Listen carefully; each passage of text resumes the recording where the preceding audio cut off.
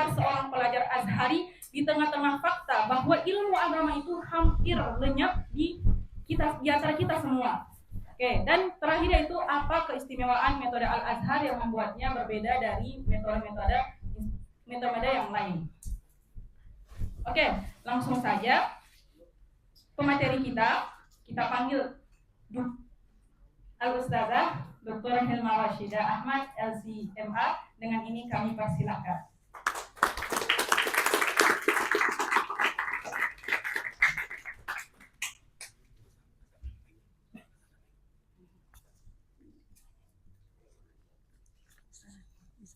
Gimana letaknya? Ceknya. Oke, sebelumnya teman-teman, alangkah baiknya kita mengenal seberapa hebat sih pemateri kita yang samping kita ini. Oke, jadi merupakan sebuah kehormatan bagi kita semua untuk menyambut narasumber dan pemateri kita yang telah menempuh perjalanan yang begitu panjang dalam dunia pendidikan dan keilmuan Islam. Beliau adalah Dr. Hilma Rashidah Ahmad LC.MA, lahir di Tanah Abang, Kanan, Kabupaten Tabalong pada 8 Oktober 1980. Semangat menuntut ilmu telah tampak sejak masa kecil. Beliau mengawali pendidikan di TK Pertiwi Pasar Arba, kemudian melanjutkan ke Sekolah Dasar Negeri Tanah Abang Kanan 1. Setelah itu beliau menempuh pendidikan di MTSN Negeri Amuntai, Sungai Malang, Hulu Sungai Utara, dan melanjutkan ke Madrasah Ayah Kerjuan Raha Amuntai hingga lulus pada tahun 1998. Tahun itu menjadi titik penting dalam perjalanan hidup beliau sebagai salah satu penerima beasiswa utusan Departemen Agama Republik Indonesia Angkatan Islam. Beliau berangkat ke Mesir untuk menimba ilmu di Universitas Al-Azhar yang merupakan pusat keilmuan saat ini. Di negeri ini perjalanan akademik beliau terus berlanjut. Beliau meraih gelar sarjana di Fakultas Usuluddin jurusan Tafsir pada tahun 2002. Kecintaan terhadap bahasa Arab mendorong beliau mengikuti kursus bahasa Arab Orman di bawah Kementerian Pendidikan Tinggi Mesir dan lulus pada tahun 2003. Masih banyak sekali. Masih banyak. Tidak berhenti di sana. Beliau melanjutkan pendidikan diploma pasca sarjana selama 2 tahun di Institut Studi Islam Zamalek dan menyelesaikannya pada tahun 2005. Selanjutnya, beliau menempuh program Tamhidi Tafsir Universitas Al-Azhar selama 2 tahun dan lulus pada tahun 2007, dan ketekunan beliau membuahkan hasil dengan diraihnya gelar magister melalui sidang tesis pada tahun 2012. Perjalanan panjang yang penuh kesabaran dan dedikasi itu akhirnya mencapai puncaknya pada tahun 2025 kemarin, ketika beliau berhasil mempertahankan disertasi doktoranya dan meraih gelar doktor dalam bidang tafsir. Oke, guys. Tangannya Maria yang menjadi kita dengan yang sangat hebat. Oke, jadi di sesi kedua ini akan ada 2 bagian. Pertama yaitu pemaparan materi dari pemateri kita dan narasumber kita, dan pada bagian kedua itu tanya jawab atau tanggapan antara teman-teman semua dengan pemateri kita. Oke, langsung saja, Ustazah, silahkan menyampaikan materinya.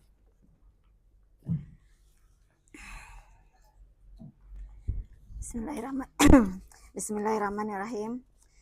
Assalamualaikum warahmatullahi wabarakatuh. Sebenarnya sengaja kemarin bikin tulisan biar nggak capek baca, nggak menjelaskan lagi, biar sudah pada tahu gitu kan. Nah, masalah talaki ini kenapa kita Al-Azhar memegang metode talaki. Jadi landasan talaki ini sejak zaman Nabi SAW. Ya. Masa itu beliau sebagai Rasulullah sebagai al-muallim, jadi pengajar para sahabat muridnya kan. Apa buku yang dipegang? Al-Quran. Jadi mereka para sahabat tidak menghafal kecuali setelah mengamalkan yang sudah dihafalnya gitu kan, tidak menambah hafalan. Terus berarti ada interaksi dengan antara sahabat dan Rasulullah. Jadi mereka itu tidak pernah meninggalkan Rasulullah, baik di Madinah atau dalam perjalanan gitu kan. Berarti ada 4 metodenya: talaki dari syekh, kitab yang diakui, interaksi antara syekh dan murid, dan tarbiyah atau bimbingan. Nah, setelah zaman itu para sahabat setelah Rasulullah menjadi guru, jadi banyak pengajian-pengajian para sahabat dipenuhi oleh para tabi'in. Nah, para tabi'in itu belajar di rumah-rumah, pergi ke sahabat-sahabat gitu kan. Nah, itu sengaja sebagian buku itu tidak dituliskan gitu, kecuali sedikit-sedikit sengaja biar sebagai murid kita tidak paham kecuali pergi ke gurunya gitu. Takut kalau informasi itu terlalu jelas dalam kitab, nanti orang tidak mau lagi pergi mengaji gitu. Jadi semuanya itu rumus-rumus aja buku-buku itu, tidak dipahami oleh para guru. Nah, setelahnya zaman tabi'in mulai ada takhasus. Ada tabi'in itu yang mengkhususkan lebih kepada Al-Quran, ada yang kepada hadis, ada yang kepada lughah gitu kan. Mulai itu takhasusat. Nah, di situ juga pada masa tabi'in itu sebagian kan belajar mengkhususkan mereka kepada sahabi muayyan. Terus ada tabi'in yang lain mendengarkan ke semuanya. Nah, dari situlah muncul madhab. Jadi misalnya kita madhab Syafi'i berpegang kepada Ibnu Umar misalnya, maksudnya lebih ke sahabat tertentu gitu. Jadi prosesnya saat itu sudah ada syekh teladan, murid yang berkeinginan untuk belajar dan berubah, metodologi yang diakui, yang diwakili oleh kitab Al-Quran maksudnya, terus madhab fikih, dan ada tarbiyah ininya. Nah, setelahnya lagi muncul, setelah masa tabi'in itu kan muncul, berarti sudah ada mazhab fikih kan, belum ada mazhab akidah.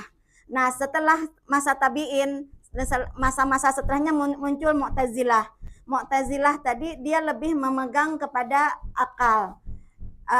Karena sebagian asariyin yang ulama-ulama dulu itu tidak mau bermunakasyah gitu kan, akhirnya muncul apa?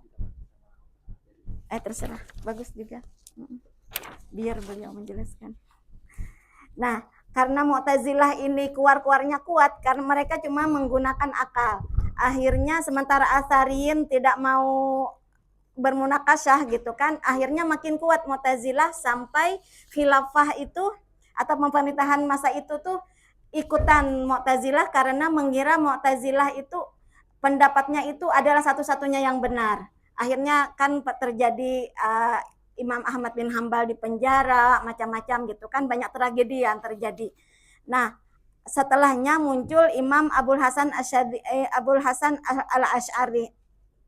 Beliau berbeda dengan Asy'ariyin yang biasa, mengajak untuk mengumpulkan kita antara nakal dan akal gitu kan. Akhirnya terjadi diskusi dan beliau memenangkan Ahlus Sunnah wal Jamaah. Nah, dari situ kenapa sejarah kita memegang talaki ini, ada madhab kita berpegang kepada fikih, kepada akidah, yaitu Abul Hasan al-Asy'ari dan Maturidi pada ininya kan masa itu samaan, dan kita bertasawuf. Ada bimbingannya. Jadi metodenya itulah yang menyambung gitu. Kenapa kita Al-Azhar memakai manhaj itu? Nah, kenapa sekarang jadi kita harus belajar sama guru? Karena tadi buku itu, ilmu itu asalnya dari sudur rijal gitu kan. Buku-buku itu cuma sekedar rumus-rumus yang tidak bisa dipahami dan tidak ada cahayanya kecuali ada penjelasan dari para guru.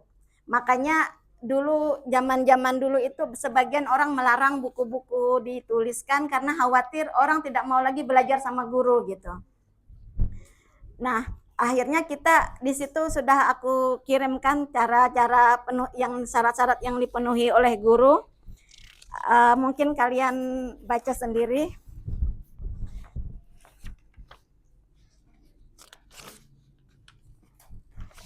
Nah, dalam talaki itu kita berarti ada prosesnya tuh kita cuma mendengarkan apa yang dikatakan guru, terus kadang kita diskusi menyampaikan aku paham begini guru gitu, benar tidak? Nah, itu berarti namanya art gitu kan. Aku menyampaikan apa yang aku pahami terus guru bilang mengiyakan berarti itu benar juga. Dan ada lagi kita kadang pergi nih kemana-mana dapat ijazah kan, pergi ke Syekh Ali, majelis besar isinya ratusan atau ribuan orang, terus beliau bilang ajastukum gitu. Itu maksudnya apa? Nah, itu sekedar beliau menakalkan marwiyat beliau, bukan dirayah gitu. Tidak langsung gara-gara ajastukum kita jadi langsung plek gitu, langsung alim gitu. Tidak, tapi ada juga sih sebagian langsung futuh ya itunya. Nah, ijazah itu kan di sini ada bermacam-macam, ada ijazah riwayah, terus ada ijazahnya tuh dengan munawalah, misalnya Syekh Ali nih menyerahkan kalian buku nih, aku ajastuk ini di kitab ini gitu, itu namanya munawalah. Terus ada kadang pakai aku kirim surat, misalnya Syekh itu di Maghrib aku pengen riwayatnya, nah itu mukatabah. Terus ada wasiat gitu, aku kan ngasih kepada cucuku, kepada siapa gitu, itu wasiatnya. Terus ketemu buku, terus dengan itunya al-wijadah. Terus ada kayak ijazah mengajar kayak Syekh ini kan, Syekh Ustadz Bakhtiar itu sudah dikasihkan ijazah mengajar, juga ijazah tazkiyah gitu. Kalau aku tidak, cuma masih pelajar. Iya. Nah, sekarang kenapa kita tadi memilih talaki gitu, dan Azhar memegang ininya tuh, berusaha memegang teguh talaki gitu.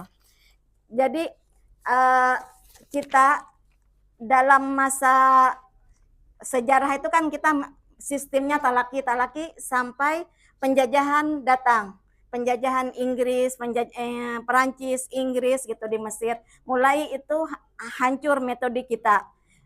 Bermula dari penjajah itu yang berusaha untuk menghancurkan Azhar, karena Azhar ini kan anti penjajahan dan kita tidak bakal rela gitu tanah kita direbut gitu kan. Jadi bagaimana mereka menjauhkan umat dari ulama. Nah, pas penjajahan datang Jamaluddin Al-Afghani ke Mesir. Kita nggak tahu sih beliau katanya Syekh Ali dia sebenarnya bukan Afghani gitu, orang Iran sebenarnya. Nggak tahu juga, mungkin Yahud yang berpura-pura atau apa gitu. Jadi Jamaluddin kan masa itu ketika Perancis datang itu bagaimana saking mereka pengen menghancurkan Azhar itu, mereka datang ke Masjid Azhar, memporak-perandakan masjid, mengambil kitab-kitab yang ada, membunuhi ulama Azhar setiap hari itu 6 orang. 6 atau 7 orang gitu dibunuh, terus kepalanya itu dibawa keliling naik himar gitu, kepala tuh dikelilingi. Sampai masa itu kan Imam Baijuri itu hari beliau mulai belajar, datang itu penjajah. Jadi para orang-orang kan pada lari lah, soalnya beliau itu Perancis itu membabi buta, mereka minum khamar, pipis, apa-apa tuh di tengah-tengah Azhar gitu. Pokoknya mengerikan sekali cerita itu kan. Jadi selama Napoleon Bonaparte itu ada di Mesir 1 tahun itu, bayangkan berapa ribu orang Azhar yang dibunuh setiap harinya gitu. Bil munasabah ada yang bilang Napoleon Bonaparte itu orang Bugis. Tapi tidak rela kan kalian gitu kan ya. Bukan suatu yang membanggakan gitu kan. Nah, jadi si Jamaluddin Al-Afghani ini ketika penjajahan Perancis itu ada gitu kan, masa penjajahan Perancis nggak masih itu Jamaluddin itu apa sudah Inggris? Nah, Jamaluddin itu kan orang-orang melihat ketika penjajah itu datang dengan berbagai teknologi yang mereka punya, jadi orang anti agama bilang, wow, keren sekali gitu. Tidak perlu Islam untuk perlu maju gitu. Islam ini adalah lambang keterbelakangan. Kita harus anti agama gitu. Nah, kebetulan Jamaluddin itu datang dengan dia itu punya sedikit kemampuan dalam ilmu-ilmu barat lah gitu kan. Dan jadinya kayak wow gitu kan. Dan di antara yang terpesona itu orang-orang Azhar yang masih muda-muda gitu. Sementara yang tua-tua tuh bilang hati-hati kalian dengan si Jamaluddin itu gitu. Nah, di antara yang terpengaruh itu Syekh Muhammad Abduh, karena kan Syekh Muhammad Abduh masih muda saat itu. Jadi Syekh Ahmad Abduh mulai setelah terpengaruh itu mulai mengkritik sistem pendidikan yang bertahap tadi, yang tadarus, matan, terus syarah, terus hawasi gitu kan. Nah, habis itu juga beliau mulai mengajak kita untuk anti mazhab fikih. Katanya kita sudah ambil saja akwal ulama, ambil sana, copot sini, copot situ gitu kan. Tidak mesti dari mazhab 4, bisa ambil dari luar, dari Syiah, dari Ibadiyah, dari apa saja yang pendapat-pendapat yang sudah ditinggalkan orang. Lalu beliau juga mulai mengkritik cara Azhar memahami nas, terus mulai mengkritik kepercayaan terhadap gaib dan anti beberapa mukjizat gitu. Jadi metodenya itu mirip dengan Mu'tazilah. Nah, jadi itu dimanfaatkan oleh penjajah.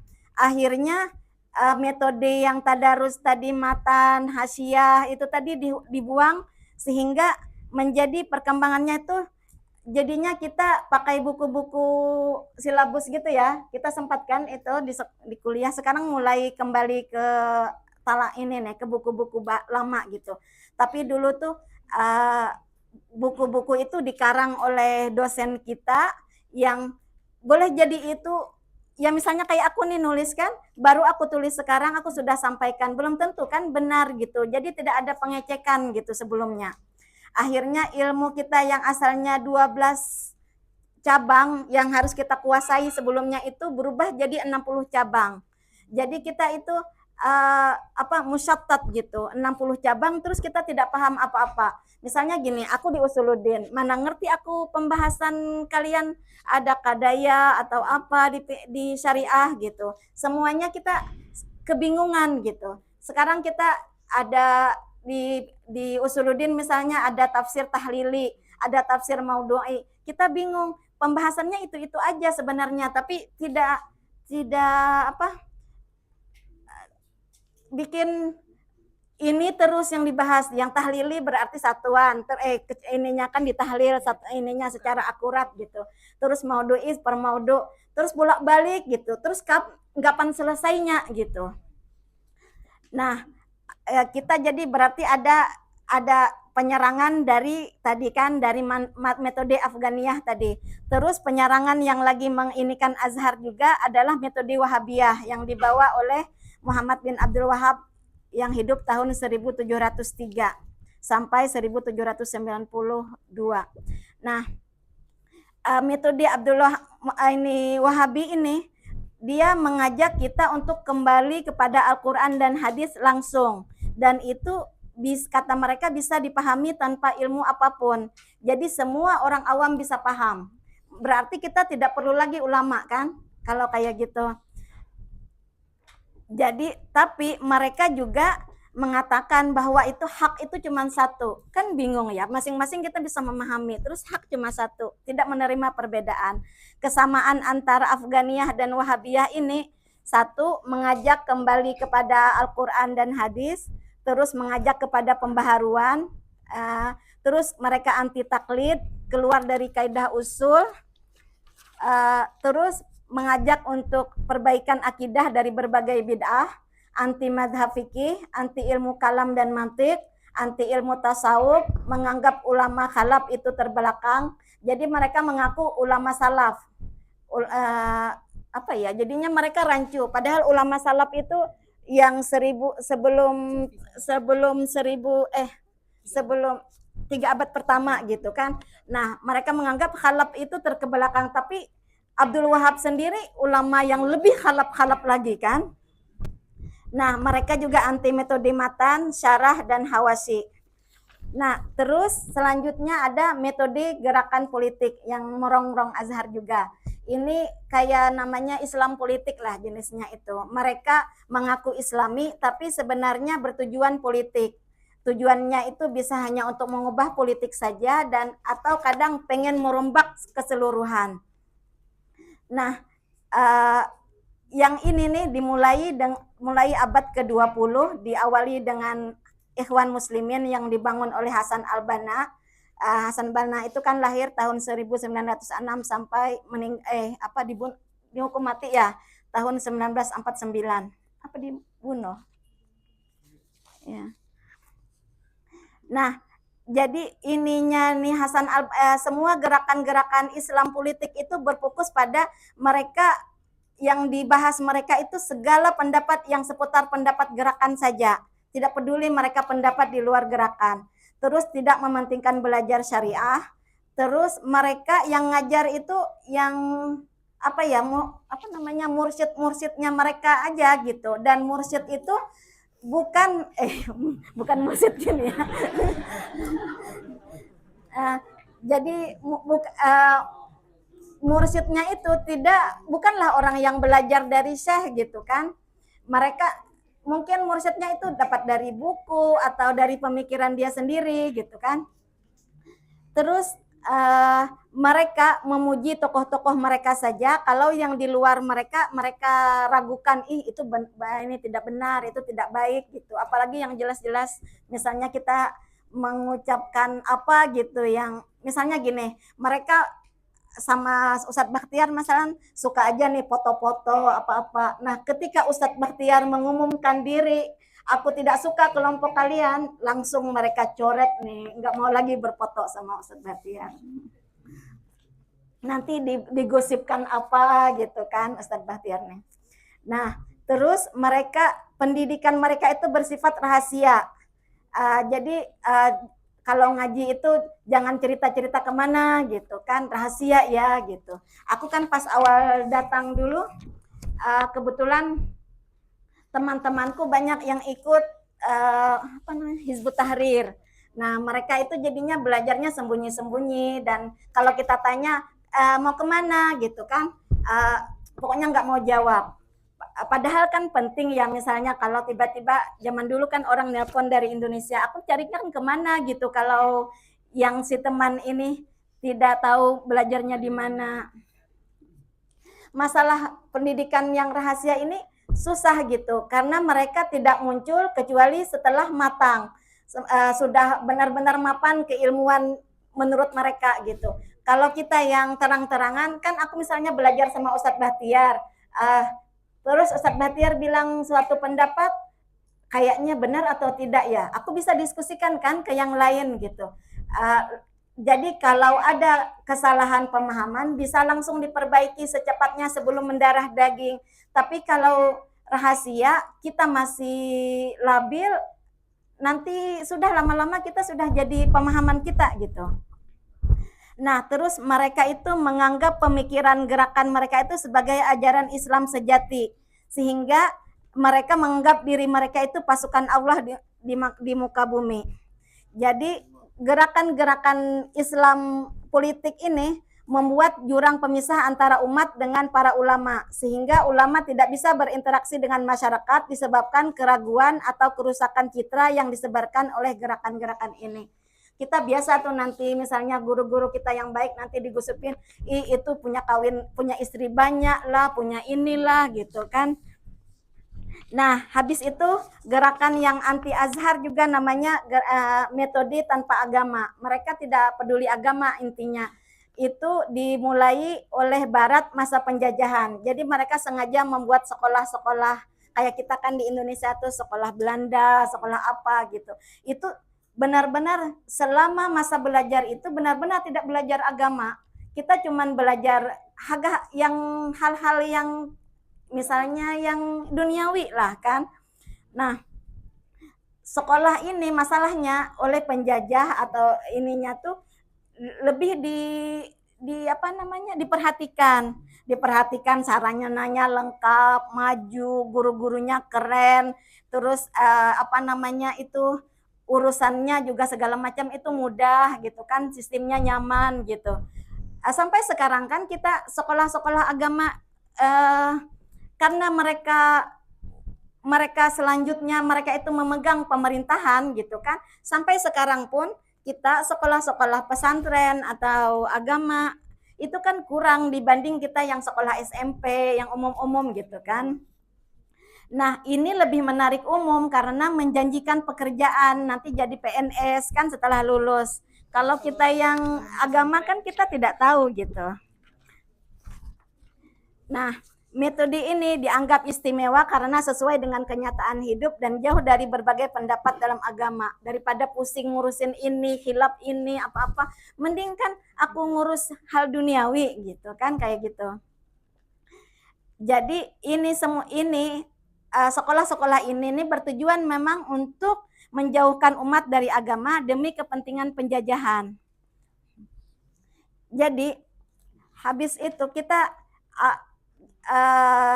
peran talaki untuk semua ini dengan segala macam yang ada, segala metode yang ada, apa peran talaki untuk kita gitu. Jadi membentuk mentalitas ilmiah. Jadi kita menguasai ilmu-ilmu azhar, terus mengetahui keadaan zaman sehingga kita melaksanakan kewajiban zamannya. Terus mempunyai kepercayaan dan kecintaan pada orang-orang saleh gitu. Kita kan kalau talaki itu lihat guru kita bagaimana bagusnya apa-apa, kita jadi cinta kan sama beliau, sama guru-gurunya. Terus menjaga kewibawaan dan penampilan yang layak, terus bangga dengan keazharan.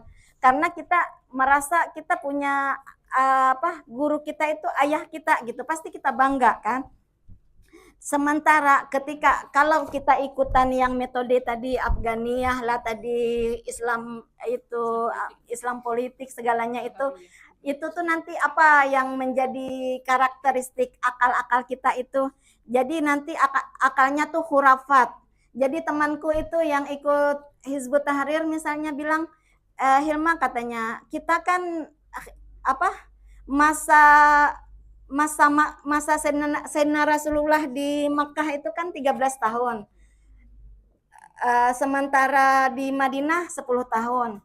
Jadi dalam 23 tahun berdiri negara Islam. Jadi kata mereka, dalam 23 tahun ke depan akan bangkit khilafah Islamiyah. Setelah 23 tahun nih, aku aja di Mesir nih, berapa tahun nih, sudah 28 tahun, tidak bangkit-bangkit juga. Nah, sebelumnya juga kan dulu, sebelum itu sudah banyak mereka, 23 tahun, gagal. Oh, 23 tahun ke depan, gagal. 23 tahun ke depan, gagal lagi, gitu kan, nggak bakal, iya. Nah, jadi itu khurafat gitu kan, mitos, tidak ada sandaran. Nah, jadi akhirnya mereka antusias kepada hal-hal, antusiasnya itu ceroboh gitu kan, terus punya semangat yang sembrono. Mereka misalnya diajak sumbangan untuk ini apa-apa mau gitu kan, tidak memiliki ilmu alat untuk memahami syariat, tidak jelas penerapan maqasid syariahnya, kebingungan memahami kenyataan. Mereka kan bingung kapan ya khilafah gitu kan, jadi rasa tidak hidup ini gitu kan, terus tidak manusiawi. Kalian lihat aja di Facebook yang orang-orang yang ikut kelompok-kelompok ini, jadi kayak hidup mereka tuh ada yang pengen kembali ke zamannya Rasulullah saja, kita belajar memanah saja, belajar ini, padahal ibaratnya tuh orang sudah maju menguasai pistol apa-apa, ini belajar memanah, tidak maju gitu kan, tidak sesuai logika, terus berperilaku buruk dan melegalkan kata-kata kotor. Mereka kalau kita berbeda sama pendapat dengan kita kan mudah sekali mengatakan kamu itu mubtadi', kafir atau musyrik gitu kan. Nah, mentalitas khurafat ini membawa berbagai manhaj yang buruk yang wajib dijauhi, yaitu manhaj al-intihar, bunuh diri. Jadi intihar itu kan nanti orang takfiri melakukan pemboman, mereka jadi mati bunuh diri lah. Terus manhaj inbihar, jadi yang orang-orang yang di sekolah yang dibangun oleh penjajah itu, mereka berlebihan dengan melihat wow kerennya Amerika, kerennya ini gitu kan, Jadi kenapa Barat bisa hebat tanpa agama? Ya udah kita keluar aja dari agama, kayak gitu kan mereka. Terus manhaj inhisar, jadi rasa mengisolasi diri sehingga lari dari kenyataan, akhirnya mau hidup di kampung saja atau di gunung saja.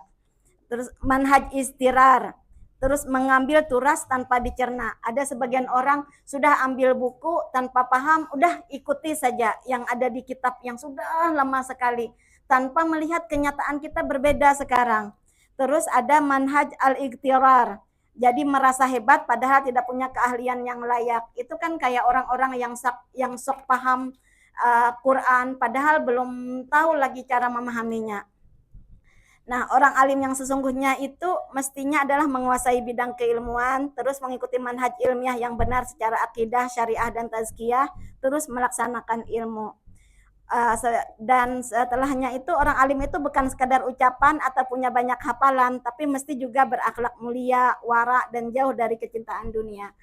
Nah, kita berarti ada hal yang kita harus berhati-hati gitu kan. Orang yang masuk ke Azhar ini kan ada jadinya dua macam, yang kita harus hati-hati. Ada yang mau merusak tadi karena pun nyaman, sebenarnya mereka tidak mau Azhar tapi mereka pengen merusak Azhar dari dalam. Terus ada juga yang karena masuk Azhar demi mendapatkan gelar ilmiah, gelar misalnya doktor, nanti dapat banyak tawaran kerja atau apa, itu duniawi lah. Kita ingat bahwa kita belajar demi Allah gitu kan. Masa kita pengen balasan duniawi dengan perbuatan akhirat gitu kan. Itu ya Bapaknya Afifah. Nah, mungkin itu saja. Sudah ya. Sudah kelamaan kan? Masih kurang rasanya sih. Iya. Bagaimana dengan Ustaz Bahtiar sendiri? Ada yang mau disampaikan lagi? Tambahan?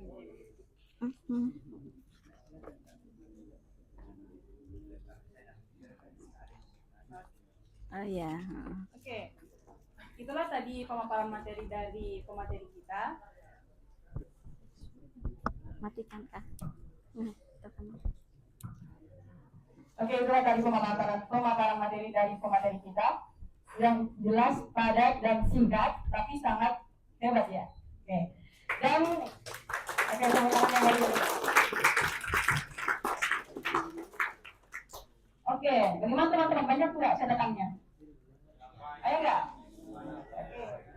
Ya, tadi dari pemaparan materi itu banyak sekali ya yang bisa kita dapatkan.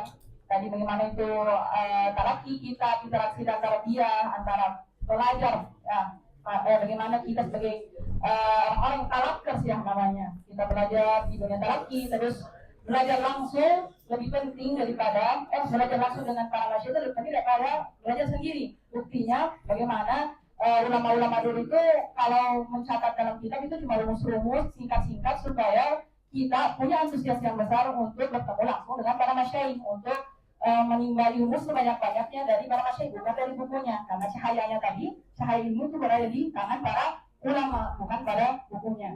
Oke, tadi juga disebutkan gerakan-gerakan yang berusaha untuk menghancurkan metode atau manhaj al-Azhar. Jujur itu saya baru pertama kali mendengarnya dan terasa sangat mengerikan ya, sungguh mengerikan. Tadi beberapa ada metode Afghani, ada metode Wahabi, ada juga gerakan Islam politik dan juga metode tanpa agama. Lagi tadi pas masa-masa penjajahan itu menurut saya sangat mengerikan. Masuk menurut kita semua itu sangat mengerikan. Apalagi tadi pas mengatakan kalau Parmi itu orang Buddhis. Buddhis apa saja? Bukan Buddhis boleh? Atau Buddhis Makassar? Atau Buddhis Kairo? Napoleon, Ustaz. Oke, tadi juga salah satu bentuk bahayanya adalah mereka itu cukup ekstrim ya, cukup ekstrim dan sangat kaku memahami Al-Quran dan Hadis. Bagaimana mereka sangat kaku memahami Al-Quran dan Hadis dan bagaimana mereka bersembunyi-sembunyi untuk tidak ketahuan, dan dari situ saja kita tahu bahwa ada yang tidak beres dari mereka begitu. Nah, Selanjutnya kita masuk ke bagian kedua, yaitu sesi tanggapan dan tanya jawab dari teman-teman semua. Kalau ada, silahkan angkat tangannya. Masya Allah banyak ya.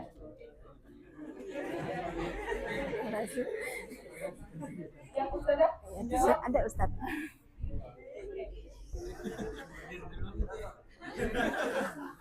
Oke, kita berikan kesempatan kepada rekan Marzuki karena senior ya.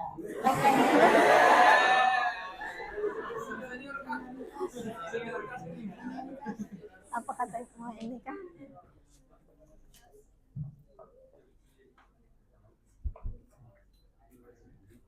Bismillah, saya ingin bertanya, dua pertanyaan Ustazah. Pertama, tadi Ustazah menjelaskan bahwa tentang memanah. Seakan-akan memanah ini tidak cocok dengan untuk dalam sekarang. Apakah dengan memanah ini kan kayak seperti Wahabi itu bergelut memanah, berkuda, tapi nyatanya kita tidak perang. Nah, apakah dengan metode Nabi dengan memanah ini tidak cocok dengan zaman sekarang? Kalau tidak cocok, berarti metode Nabi tidak relevan dong dengan zaman. Itu pertanyaan pertama. Kemudian pertanyaan kedua adalah, saya melihat banyak fenomena yang terjadi di Mesir itu yang muzakarah, diskusi itu banyak yang hadir di sana, tapi kita lihat di para masyarakat sedikit yang sedikit lagi. Apakah dengan diskusi ini dan diskusi dan muzakarah ini itu adalah apa? Apakah dengan fenomena yang terjadi ini itu adalah usaha Wahabi untuk menciptakan seperti itu agar supaya orang-orang tidak begitu menjadi, dan bagaimana solusinya? Itu dua pertanyaan. Sekian. Assalamualaikum warahmatullahi wabarakatuh.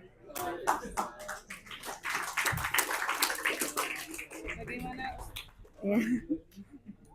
Bagaimana Ustazah, apakah mau ditampung dulu pertanyaannya atau Satu-satu langsung jawab? aja ya, biar masih ingat. Jadi kalau kata Syekh Yusri, kita harus hidup itu bukan kita hidup itu dengan manhaj Nabi, bukan hidup zaman Nabi. Jadi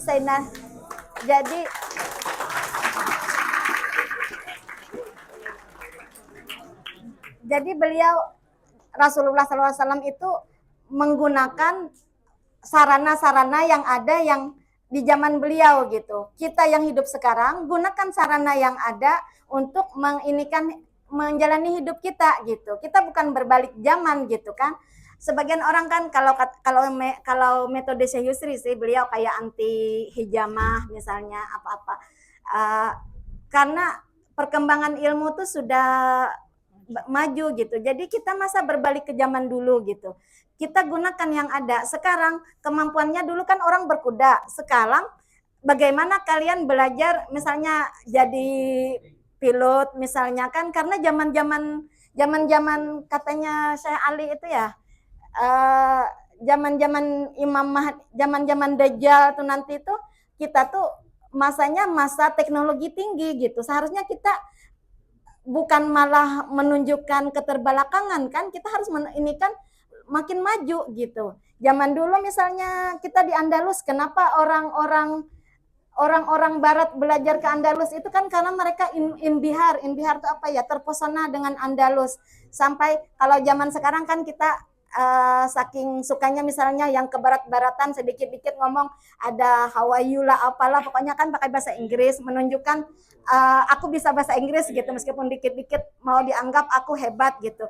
Nah zaman Andalus dulu maju, orang-orang di Perancis, Rusia apa-apa tuh sedikit-dikit kalau ngomong di jalan itu adalah ngeluarin bahasa Arab biar menunjukkan mereka kalau mereka itu golongan terpelajar gitu, golongan hebat gitu. Itu zaman imbihar dulu dengan bahasa Arab kita gitu. Nah semestinya kita menunjukkan kita makin maju gitu, bukan makin terkebelakang. Nah mestinya sekarang berarti kita kalau di Azhar tuh pernah aku hadir seminar itu menunjukkan bagaimana kita yang menciptakan senjata. Kita tidak bakal menang melawan musuh yang kita membeli senjata dari musuh itu gitu. Sekarang kan kita senjata beli dari Amerika, nggak bakal menang lah melawan Israel, ya kan? Karena Amerika bakal ngasih kita senjata rongsokan, dia ngasih Israel yang lebih maju. Berarti bagaimana kita harus menginikan kemampuan kita punya senjata gitu.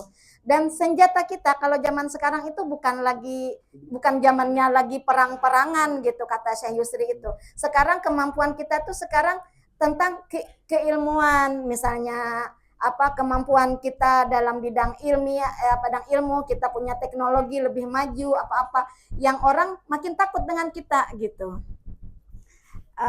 Terus tadi kayak sistem diskusi itu kita sebenarnya perlu memang ada diskusi gitu kan. Zaman dulu ya Bapak Afifah, kita setiap kekeluargaan itu ada diskusi sesama perempuan, ada diskusi yang seluruh kekeluargaan gitu. Dan masa itu memang berkembang juga ilmiah gitu. Tapi itu tidak istighna, kita harus tetap belajar kan dengan guru gitu. Dan macam-macam sih kan, kalau kita belajar dari guru itu memang menghancurkan ego kan. Kalau aku misalnya sekarang kita diskusi, aku jadi pemateri, aku diagungkan nih, dikasih teh, dikasih apa gitu. Sementara kalau aku ngaji ke siapapun duduk gitu kan, di belakang, siapa yang peduli, guru kita tidak peduli. Tidak ada, wah sini Hilma duduk di sampingku, enggak gitu kan. Jadi kita memang harus keluar dari ego kita untuk belajar gitu. Dan ilmu itu kan memang tidak bakal dapat kecuali kita merendah kan. Air itu tidak mengalir ke suatu yang tinggi gitu.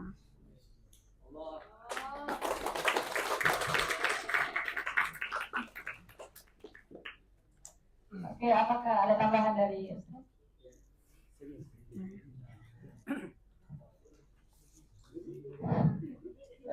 Jadi tadi kita telah mendengarkan dari uraian dari ulama yang begitu sangat bermanfaat bagi kita semua. Jadi memang perlu dipahami bahwasanya sistem talaki ini itu manhaj nubuwah. Jadi tidak ada metode di dunia yang lebih hebat daripada manhaj kenabian. Apapun yang Anda lakukan, tidak ada yang melampaui Nabi. Jadi Nabi SAW itu sudah mengkapling semua tempat yang tinggi. Di surga Nabi yang paling tinggi. Di Isra Mi'raj ketemu Tuhan, Nabi ketemu yang lainnya, Iblis yang bisa ketemu. Ala kulli hal, semua tempat-tempat yang terbaik itu sudah dikapling oleh Nabi dan tidak ada yang masuk ke sana. Hanya yang bisa mendekati adalah yang mengikuti jejak Nabi. Jadi al-ulama warasatul anbiya. Oleh karena itu dalam masalah ilmu kata Nabi, al-aslu fil ilmi at-talaqqi. Itu aslinya. Tidak menafikan diskusi, tidak ada masalah, tetapi ada manhaj asal. Ini ada namanya fiqh al-awlawiyat, ada prioritas. Saya pergi diskusi atau pergi talaki, tidak ada yang bertentangan, cuma talaki dulu berdiskusi. Jadi kita tidak menafikan diskusi yang ada, tetapi ini paruun, ini asul. Masa kita meninggalkan usul kemudian bergul dengan furu, itu seperti haram kan di atas kerucus, di bawah tutup tangan. Kalau kita balik, dia akan hancur, data ani dia roboh. Jadi usul dulu yang diprioritaskan, tetapi kita juga melaksanakan ada pengembangan. Jadi naishu manhajan Nabi wala naishu zamanan Nabi. Wahabiyah tidak terbalik. Kenapa Wahabiyah disebut tadi tidak pernah maju, hanya mimpi tiap hari malam mimpi kerjanya? Karena tidak ada manhaj, tidak mau ikut sama Nabi, tidak mau ikut sama manhaj Nabi. Tidak, jadi semua yang keluar dari manhaj kenabian itu tidak ada faedahnya. Fa'amma zabadu fayadhhabu dufa'an wa amma ma yanfa'una fayanqusu fil ard. Jadi yang bermanfaat itulah yang kekal. Seperti Azhar itu 1000 tahun lebih sudah sampai sekarang masih eksis terus menerus. Ada pun manhaj TKW, manhaj Khawarij, hari ini bergebu-gebu, besok bergeba-geba. Jadi tidak ada penyelesaian, tidak ada solusi, hanya bermimpi terus. Ya Allah Akbar, 23 tahun kita membangun khilafah. Yang di dekat itulah anak-anak SMA, anak-anak yang tidak paham agama, dan para penghafal Al-Quran. Hafal Al-Quran tapi tidak memahami fikih, tidak paham hadis. Itu yang mereka dekati. Di kuliah kedokteran, di kuliah teknik dan sebagainya. Itu lapangan mereka untuk menyebarkan dakwah. Jadi Nabi SAW mengajarkan memanah itu dulu sesuai dengan kondisi. Sekarang zaman berkembang. Jadi bukan berarti memanah itu tidak bagus, tidak, memanah itu bagus. Jadi di kulli zaman makan, wali kulli makan zaman. Itu waktu yang cocok dulu bahwasanya wa ijulahu mastata'tu min quwwah ala wajhil ram. Jadi kuat pada saat itu adalah bermana, karena yang ada pada saat itu bermana, tidak ada rudal, tidak ada seruh, tidak ada pesawat dan sebagainya. Jadi itu disesuaikan dengan zamannya. Nah sekarang ini beda lagi. Sekarang ini adalah siapa yang kuat ilmunya, kuat ekonominya, dia yang berkuasa. Jadi ilmu kuat imam. Jadi kita perang ilmu pengetahuan ada sebagainya. Jadi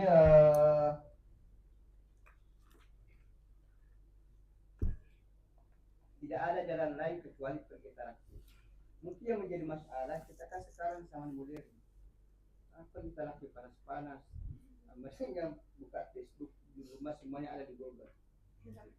Bahkan ada mubasyarah, bahkan ada YouTube dan sebagainya. Hendak tetap telakian usul, yang lainnya adalah furu'. Kenapa demikian? Al-asl fil ilmu talaqi. Jadi kaidah asy-syaikhu yukawwinu tilmiz wa tilmizu la yukawwinu nafsahu. Jadi yang membentuk orang hebat adalah syekh, bukan murid yang membentuk dirinya. Jadi tidak ada orang hebat karena dia, tapi itu dibentuk oleh gurunya. Guru yang membentuk. Jadi semua ilmu yang dimiliki guru dia akan turunkan, dia akan wariskan nurnya, berkahnya, dia akan turunkan kepada dia ada di depan di sini. Anda di sana guru tidak tahu kalau Anda ikut membaca, Anda ikut live atau menonton YouTube dan sebagainya. Jadi tetap saja itu penting. YouTube penting untuk murajaah, diskusi penting, Google juga penting, tetapi itu semua farah. Jadi usul tetap usul, farun tetap saja farah.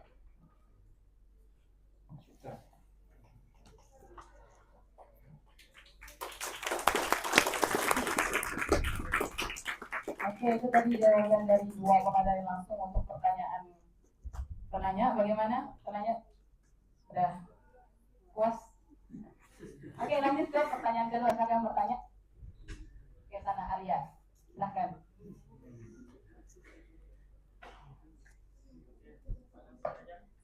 Sebenarnya saya ada dua pertanyaan, tapi yang satunya tadi sudah dijawab sama Ustaz Basir. Mungkin yang terakhir saja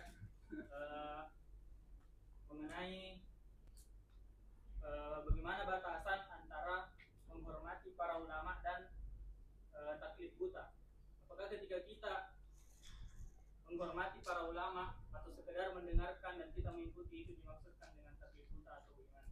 Mungkin itu saja. Oke, itu tadi pertanyaan dari saudara penanya kepada Ketua Rashid. Jelas beda kan ya, menghormati ya kita kan ketika kita menghormati kita tidak mengeluarkan kita dari cara berpikir yang benar, metode yang benar. Kita jelas-jelas sudah ada metode Azhar itu ada apa namanya? Ada manhajnya seperti yang aku tuliskan itu kan bagaimana guru yang bisa dianggap guru dan kita mau belajar, yang kita bisa belajar itu dia adalah seorang yang memang dikenal oleh masaih-masaih gitu kan, diakui. Jadi kita tidak mungkin datang ke guru siapa gitu langsung belajar terus mengikuti semuanya tanpa kita mengenal sejarahnya guru itu, terus pendapatnya beliau itu tidak semua kita langsung terima kan, ada kita punya apa dalil-dalil atau metode-metode yang layak kita terima gitu ya. Bagaimana apa ya, kita tidak menerima segalanya gitu, kecuali kita lihat nakalnya, lihat akal gitu. Kita tadi perbedaan kita antara kita dan Mu'tazilah itu kenapa? Mu'tazilah cuma menginikan logika, sementara Atsariyin hanya nakal, dan kita sebagai Ahlus Sunnah wal Jamaah kita menggabungkan keduanya. Jadi tidak mungkin taklid buta gitu, karena kita punya akal, dan manatnya agama itu adalah untuk yang orang berakal gitu. Jadi perbedaannya la muqaranah gitu, baina menghargai dan kita taklid buta gitu. Iya nggak sih bebannya apa? Oke, bagaimana Ustaz Bahtiar, ada tambahan lagi? Perbedaan antara menghargai guru dan taklid buta. Apakah kalau kita tidak menghargai atau tidak mengikuti pendapatnya itu artinya kita tidak menghargai? Ya, mungkin ada sedikit tapi bisa juga banyak ya.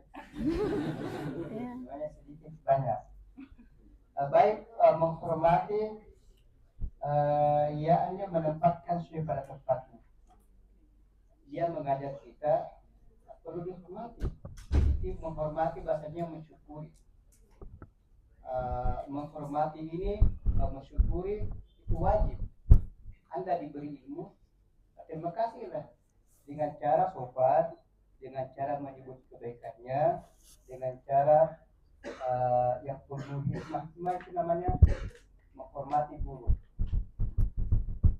Jadi menghormati ini akhlak yang mulia, ya makarimul akhlak. Selama dia makarimul akhlak, kita kasih garis merah, tidak ada yang melanggar.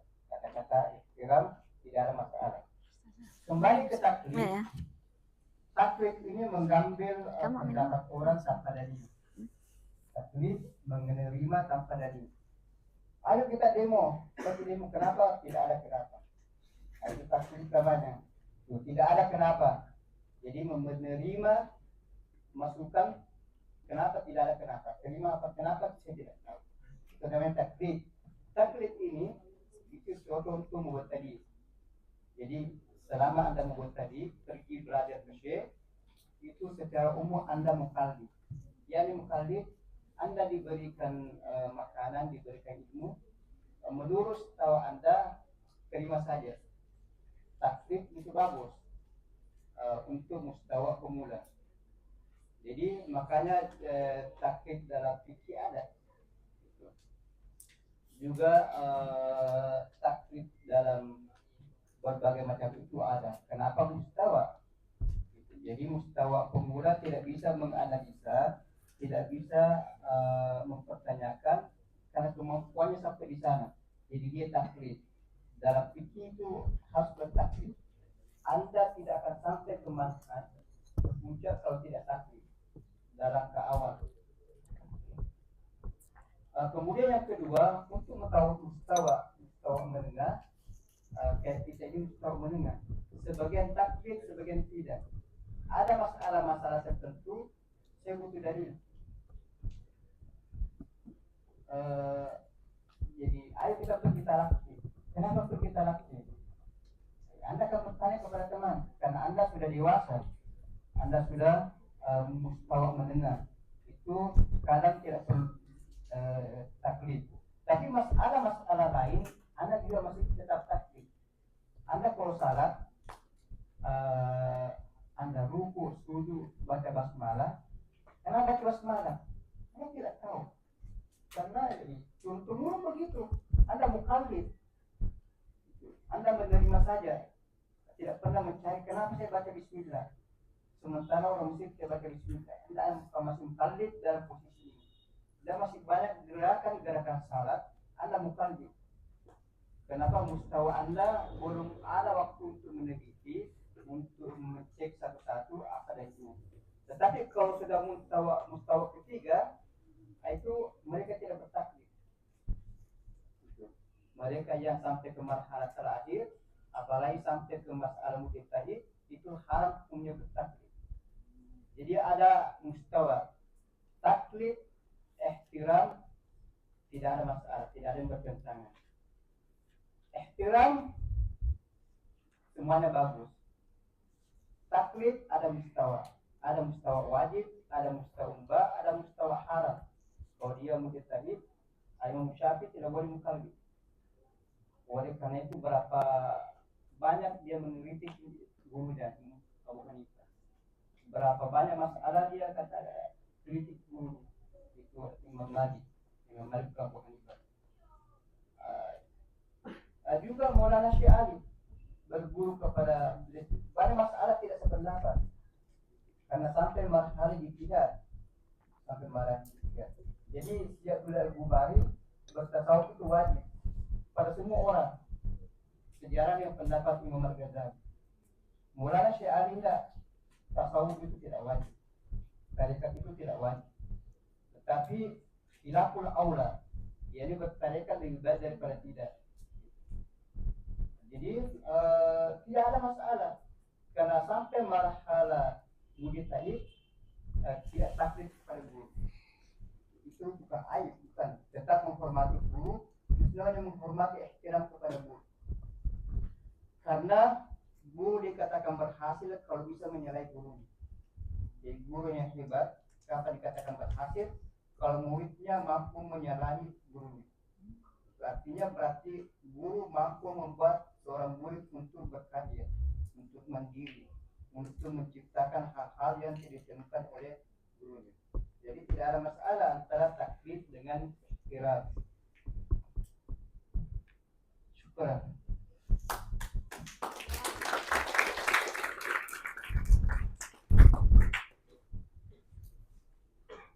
Oke teman-teman, karena kita sudah berada di ujung sesi kali ini, sudah memenuhi waktunya yang telah diberikan oleh panitia. Jadi mohon maaf teman-teman yang ingin bertanya, kita cukupkan sampai di 2 pertanyaan saja tadi. Oke, itulah tadi sesi pemaparan materi kedua yang disampaikan oleh pemateri hebat kita. Semoga apa yang disampaikan oleh beliau bisa bermanfaat untuk beliau sendiri dan untuk kita semua, baik di masa sekarang ataupun di masa yang akan datang nanti. Oke, sebagai penutup, saya memiliki satu prinsip dan kata-kata yang ingin saya sampaikan kepada teman-teman, yaitu belajar dengan tekun dan giat itu memang penting, tapi belajar dengan manhaj yang benar itu jauh lebih penting. Saya Musfira Wardani sebagai moderator hari ini. Mohon maaf sebanyak-banyaknya jika ada kesalahan, dan berterima kasih dengan semua antusias teman-teman semua. Wabillahi taufiq wal hidayah. Wassalamualaikum warahmatullahi wabarakatuh.